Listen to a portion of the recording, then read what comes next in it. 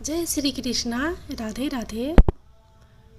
आज आप लोग जानेंगे मंदिर जाने से क्या लाभ होता है।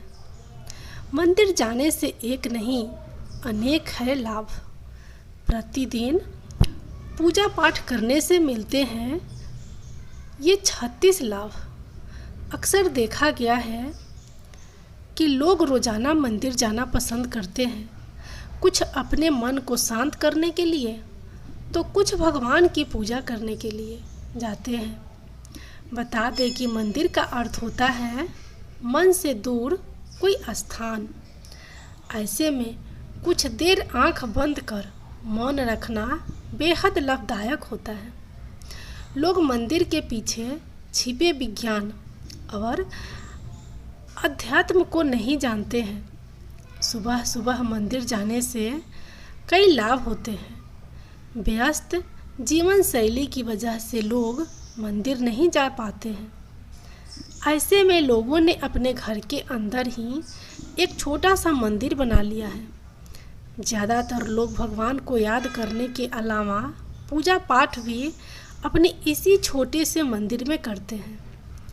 घरों में मंदिर होना बेहद शुभ है। इससे आप सकारात्मक ऊर्जा से भरे रहेंगे।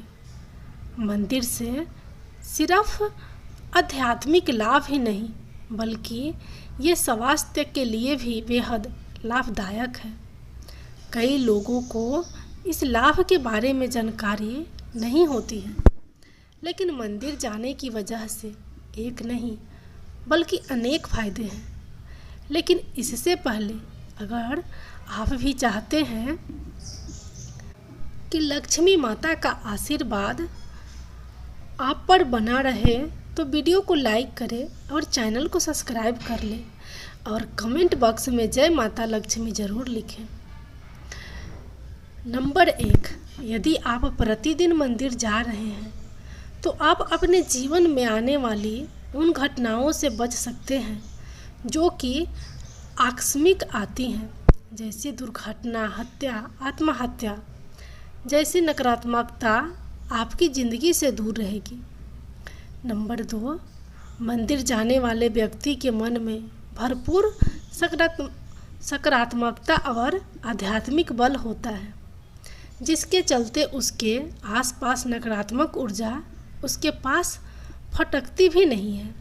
आप इस ऊर्जा को भूत पिशाच या प्रेत भी कह सकते हैं। मंदिर जाने वाला भय मुक्त जीवन जीता है। यदि आप प्रतिदिन मंदिर जाते हैं तो आप पर किसी भी प्रकार के ग्रह और नक्षत्रों का कोई बुरा प्रभाव नहीं पड़ता है। ग्रह बाधा से आप मुक्त रहते हैं। मंगल दोष, शनि या अन्य किसी ग्रह की बाधा है, साढ़े साथी, अड्या या राहु की महादशा चल रहा है तो घबराने की ज़रूरत नहीं। मंदिर में जाकर आप मंदिर के नियमों का पालन करते हैं, व्रत, उपवास और पाठ में विश्वास करते हैं, सोच समझ कर आहार विहार करते हैं तो आपको किसी भी प्रकार का रोग या बीमारी नहीं होगी। मंदिर जाकर मन में विश्वास और आत्मबल का संचार होता है, जिसके कारण मन में किसी भी प्रकार का दुख या शोक नहीं रहता है। व्यक्ति सभी परिस्थिति में समभाव से रहता है। समभाव अर्थात ना तो भावना में बहता है और ना ही कठोर होता है। हर परिस्थिति उसके लिए सामान्य होती है। मंदिर जाने से व्यक्ति में सही और गलत को समझने की क्षमता होती है। वह किसी भी प्रकार की फालतू लड़ाई झगड़े में नहीं पड़ता है। जैसे रास्ते में पड़े पत्थर या गड्ढे को देख लेने के बाद हम अपनी गाड़ी को उससे बचाकर निकल ले जाते हैं, उसी तरह व्यक्ति अपनी ज़िंदगी को समझदारी से गड्ढों से बचा लेता है। मंदिर जाने वाले व्यक्ति का कोई शत्रु किसी बुरी विद्या के माध्यम से कुछ भी बिगाड़ नहीं सकता है। बहुत से व्यक्ति अपने कार्य का व्यवहार से लोगों को रुष्ट कर देते हैं। इससे उनके शत्रु बढ़ जाते हैं। कमज़ोर शत्रु हमेशा सामने की लड़ाई नहीं लड़ते हुए पीठ के पीछे ऐसे कार्य करते हैं जिनको अंधविश्वास की श्रेणी में रखा जाता है। मंदिर जाने वाले लोगों को इससे कोई फर्क नहीं पड़ता है। मंदिर जाने वाले व्यक्ति के जीवन में कभी ऐसे संकट नहीं आते हैं कि वह कर्ज में डूब जाए। थोड़ा बहुत कर्ज होता है तो कोई फर्क नहीं, कर्ज भी सोच समझ कर ले। यदि ज़्यादा है तो उसके चुकता होने के निश्चित ही मंदिर से ही रास्ते निकलते हैं। मन मंदिर में विश्वास है तो इस बाधा व्यक्ति मुक्त हो जाता है। आप बेरोजगार हैं या आपका व्यापार नहीं चल रहा है तो निश्चित ही आपको प्रतिदिन मंदिर जाना चाहिए। आपको जल्द ही सफलता मिलेगी। हालांकि जो प्रतिदिन मंदिर जाकर प्रार्थना और पूजा पाठ करता है उसके साथ यह समस्या नहीं रहती है। होती भी है तो वह दिमाग पर बोझ नहीं लेकर कर्म करता जाता है और सफल हो ही जाता है। बहुत से लोगों को अनावश्यक भय और चिंता सताती रहती है जिसके कारण वे तनाव में रहने लगते हैं। तनाव में रहने की आदत भी हो जाती है जिसके चलते व्यक्ति कई तरह के रोग से भी घिर सकता है। लेकिन मंदिर जाने वाले के दिल और दिमाग में ये सब नहीं रहता है। प्रतिदिन मंदिर जाने वाले में मन और मस्तिष्क में कलह या क्रोध नहीं होता है। घर के दूसरे सदस्य यदि उससे झगड़ा करते हैं या घर में गृह कलह हो रही है तो वह उसे समझदारी से हैंडल कर माहौल को खुशनुमा बना देता है। प्रातःकाल पैदल ही मंदिर जाने से व्यापार भी होता है और हमें प्राणवायु भी अच्छे से प्राप्त होती है। प्रतिदिन सूर्य की धूप के स्पर्श से सेहत में सुधार होता है। मंदिर में घंटी की टंकार करीब 7 सेकंड तक गूंजती है जो मन मस्तिष्क से विषाद हटाकर शांति प्रदान करती है। ऐसा भी कहते हैं कि छोटी घंटी से हमारा पित्त दोष संतुलित होता है। साथ ही ध्वनि से भी बैक्टीरिया नष्ट हो जाते हैं। मंदिर में कई तरह के सुगंधित फूल अर्पित किए जाते हैं जिनकी सुगंध से मन प्रफुल्लित होकर अवसाद से मुक्ति हो जाता है। फूलों के विभिन्न रंग से अंतर्मन को शांति मिलती है। मंदिर में कपूर और अगरबत्ती की सुगंध से एक ओर जहां मन और मस्तिष्क से नकारात्मक विचार हटा जाते हैं वहीं हमारी रोग प्रतिरोधक क्षमता भी बढ़ती है। यह हमें जैविक संक्रमण से भी बचाती है। मंदिर का सुगंधित में रहने से बैक्टीरिया नष्ट हो जाते हैं और किसी भी प्रकार का वायरल इन्फेक्शन नहीं होता है क्योंकि मंदिर में कपूर और धुआं रहता है। जब हम मंदिर में आरती या कीर्तन के दौरान ताली बजाते हैं तो यह एक्यूप्रेशर का काम करती है।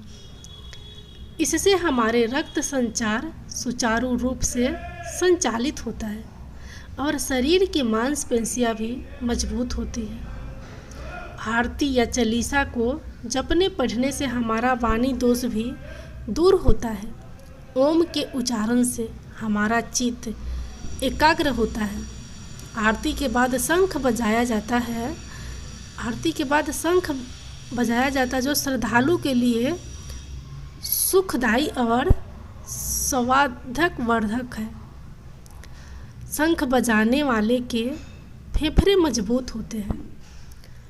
आरती के बाद देव देवताओं, भारत माता आदि के जय घोष से आत्मविश्वास के साथ ही देशभक्ति जागृति होती है।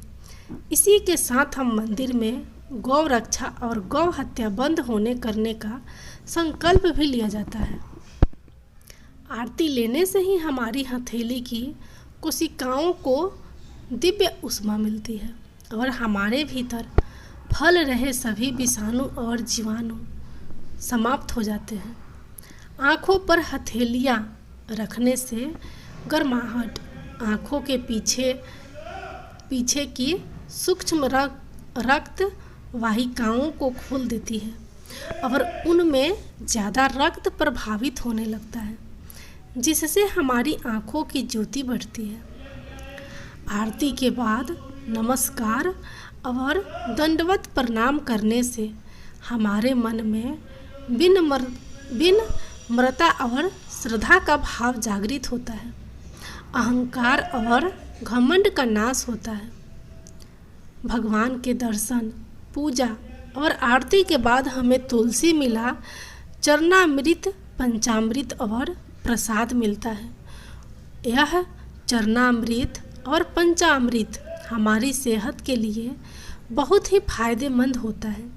आयुर्वेद के मुताबिक यह चरणामृत हमारे शरीर के तीनों दोषों को संतुलित रखता है। चरणामृत के साथ दी गई तुलसी हम बिना चबाए निगल लेते हैं, जिससे हमारे सभी रोग ठीक हो जाते हैं। मंदिर में भगवान की परिक्रमा से जहाँ सेहत के लाभ मिलते हैं, वहीं यह धरती के गुरुत्वाकर्षण की शक्ति से जुड़कर हमारे शरीर का तनाव निकल जाता है। इसी के साथ ही में गुंबद और उसके कलश से प्रवाहित हो रही ऊर्जा हमारे शरीर को प्रभावित कर सकारात्मक ऊर्जा प्रदान करती है। मंदिर भूमि को सकारात्मक ऊर्जा का क्षेत्र माना जाता है। यह ऊर्जा भक्तों के पैर के जरिए ही प्रवेश कर सकती है। इसलिए हम मंदिर के अंदर नंगे पांव जाते हैं। मनोकामना का दोहराना। मंदिर में जाकर जब हम अपनी मनोकामना को बार बार दोहराते हैं तो हमें मंदिर की सकारात्मक ऊर्जा का साथ मिलता है और इससे प्राकृतिक सक्रिय होकर हमारी मनोकामना पूर्ण करने लग जाती है। हर मंदिर में पीपल, बरगद, नीम, केला और तुलसी आदि के वृक्ष रहते हैं। इन वृक्षों में हम जल अर्पण करते हैं या उन्हें हम नमस्कार करते हैं। इन वृक्षों में भरपूर ऑक्सीजन के साथ ही दिव्यता होती है, जो हमारे मन और मस्तिष्क को स्वस्थ करते हैं। इससे हमारे मन में शांति आती है। मंदिर में दिए गए दान के अनेक लाभ होते हैं। दान से हम में कृपणता नहीं रहती है और हम चीज़ों के प्रति आसक्ति नहीं पालते हैं। इसी के साथ ही हमारे सामाजिक दायित्वों का भी निर्वाह होता है। मंदिर जाने से हमारी सामाजिक प्रतिष्ठा बढ़ने के साथ ही जान पहचान भी बढ़ती है। मंदिर जाने से हमें पंचांग और तीज त्योहारों की जानकारी भी मिलती है। मंदिर जाने से धार्मिक ज्ञान भी बढ़ता है, क्योंकि वहाँ पर गीता, वेद, उपनिषद आदि के बारे में जानकारी भी मिलती रहती है। मंदिर में व्यक्ति हाथ जोड़कर खड़ा रहता है। हाथ जोड़ने से जहाँ हमारे फेफड़ों और हृदय को लाभ मिलता है, वहीं इससे प्रतिरोधक क्षमता का विकास भी होता है। कहते हैं कि हथेलियों और उंगलियों के उन बिंदुओं पर दबाव पड़ा है जो शरीर के कई अन्य अंगों से जुड़े हैं। इससे उन अंगों में ऊर्जा का संचार होता है। प्रतिदिन मंदिर जाकर व्यक्ति अपने मस्तक पर या दो भवों के बीच चंदन या केसर का तिलक लगाता है। इस तिलक लगाने जहाँ शांति का अनुभव होता है, वहीं इससे एकाग्रता बढ़ती है। दरअसल जहाँ तिलक लगाया जाता है, उसके ठीक पीछे आत्मा का निवास होता है। आज्ञा चक्र और सारे चक्र के बीच के बिंदु पर आत्मा निवास करती है, जो कि नीले रंग की है। अर्थात हम खुद चंदन लगाने के आध्यात्मिक लाभ भी है। प्रार्थना में शक्ति होती है। प्रार्थना करने वाला व्यक्ति मंदिर के इथर माध्यम से जुड़कर अपनी बात ईश्वर या देव शक्ति तक पहुंचा सकता है। देवता सुनने और देखने वाले हैं। प्रतिदिन की जा रही प्रार्थना का देवताओं पर असर होने लगता है। मानसिक या वाचिक प्रार्थना की ध्वनि आकाश में चली जाती है। प्रार्थना के साथ यदि आपका मन सच्चा और निर्दोष है तो जल्द ही सुनवाई होगी, और यदि आप धर्म के मार्ग पर नहीं हैं तो प्रकृति ही आपकी प्रार्थना सुनेगी, देवता नहीं। प्रार्थना का दूसरा पहलू यह कि प्रार्थना करने से मन में विश्वास और सकारात्मक भाव जागृत होते हैं, जो जीवन के विकास और सफलता के अत्यंत जरूरी